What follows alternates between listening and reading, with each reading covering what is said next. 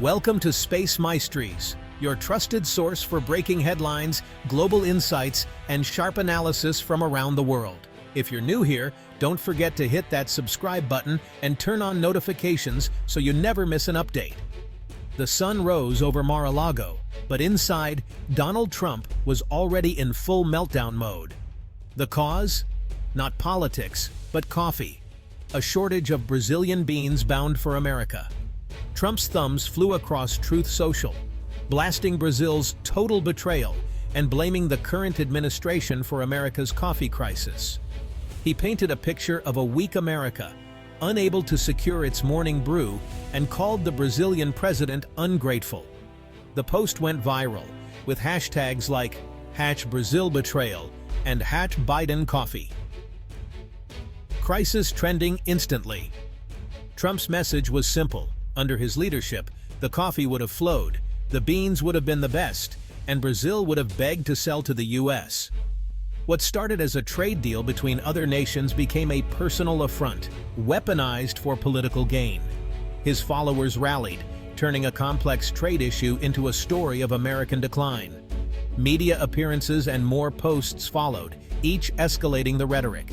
Trump framed the Brazil-Canada deal as a slap in the face to America, and to him.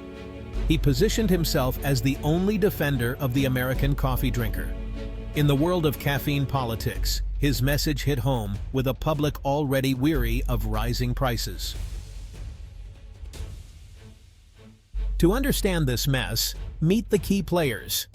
Brazil, the king of coffee, now led by President Lula, who's diversifying partnerships and prioritizing economic independence.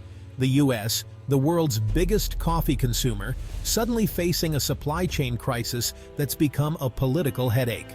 Canada, usually the polite neighbor, but now a power player, swooping in with a bold, exclusive deal with Brazil.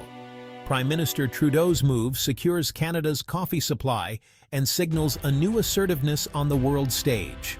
Trump, the agent of chaos, turning a trade dispute into a populist crusade about American greatness lost. For him, Brazil's decision isn't geopolitics, it's a personal betrayal. His reaction transforms a trade shift into a rallying cry for his base. The US administration scrambles to respond, caught between global realities and domestic outrage. Canada's boldness proves even the nicest neighbors play hardball when billions are at stake. Lula's Brazil is less interested in old allegiances, more in new opportunities. The coffee crisis is now a stage for political theater, with each leader playing their part. Trump narrates a story of weakness and betrayal, and the humble coffee bean becomes the symbol of a brewing global storm. Why did Brazil cut back on US coffee exports? It's not a whim, it's strategy. For years, Brazil felt squeezed by American buyers demanding low prices. Lula's government saw a chance to command better terms elsewhere and assert Brazil's influence, especially among BRICS nations. By favoring Canada, Brazil signals it won't just be a supplier to Western superpowers.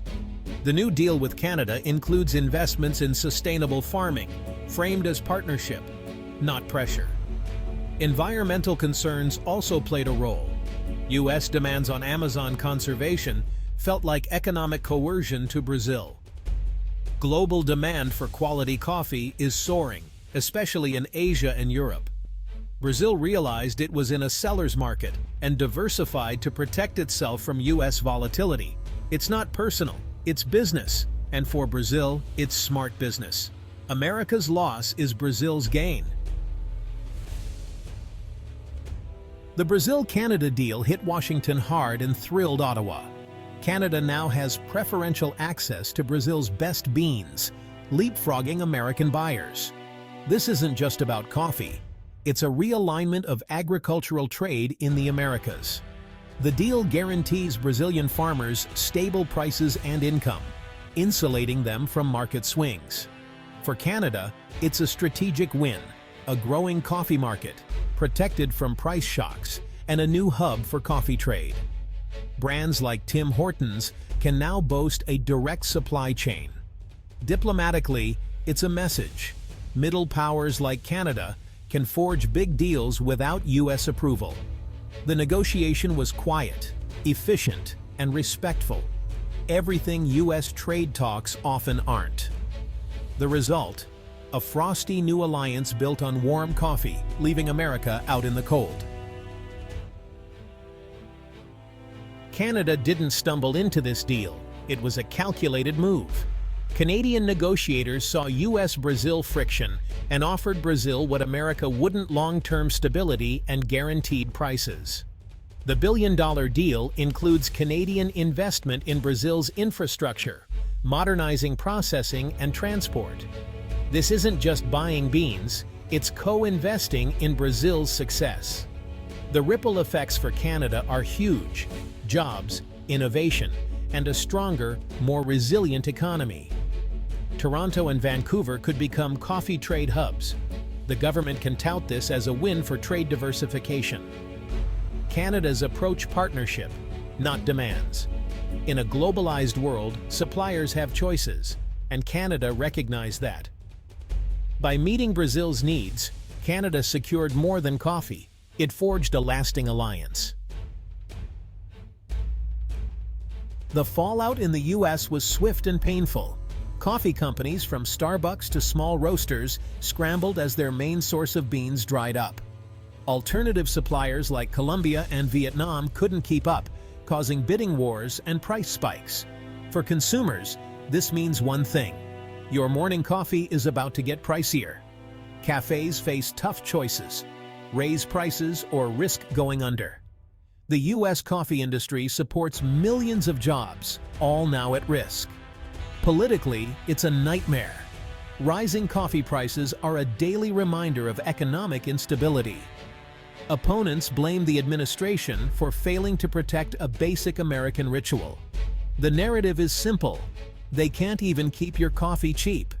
The White House is left explaining global trade to a public that just wants affordable caffeine. A trade deal thousands of miles away is now a crisis at home. Trump seized the moment, turning the coffee crisis into political theater. On Truth Social, he blasted the horrible deal, claiming it would never have happened under his watch. He painted the Brazil-Canada agreement as a national humiliation and a personal betrayal. His posts and rally speeches connected the trade deal to everyday expenses, making it a kitchen table issue. The message: only Trump can fix it. His base rallied, seeing the crisis as proof of American decline. The administration was forced to play defense, reacting to Trump's narrative. Media coverage focused on his sound bites, drowning out the real complexities. The nuances of Brazil's strategy and Canada's diplomacy were lost. The story became about American weakness and Trump's supposed strength. A coffee bean became a political pawn in the fight for America's future. The coffee clash rippled far beyond breakfast. U.S.-Brazil relations soured, complicating cooperation on security and climate. Canada's bold move strained its alliance with the U.S., risking trade skirmishes in other sectors. The episode exposed America's vulnerability to supply chain shocks, not just in coffee, but in everything from lithium to avocados. It's a wake-up call. The era of stable, uninterrupted global trade may be over. Other commodity-rich nations are watching, ready to leverage their resources for better deals. Brazil's success could inspire a wave of commodity nationalism.